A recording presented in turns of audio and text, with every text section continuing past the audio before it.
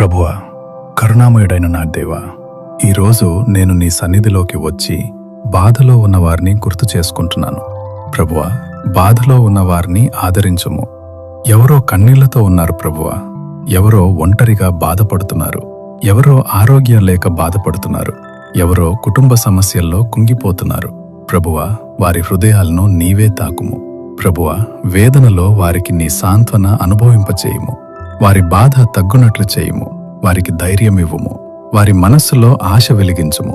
నీవే వారి బలముగా ఉండుము. ప్రభువా, నన్ను కూడా ఓ సాంత్వన సాధనంగా చేయుము. నేను ఎవరికైనా మంచి మాట చెప్పగలిగేలా చేయుము. వారు దిగులుగా ఉన్నప్పుడు వారిని అర్థం చేసుకుని వారి పక్కన నిలబడే కృప నాకు ఇవ్వుము.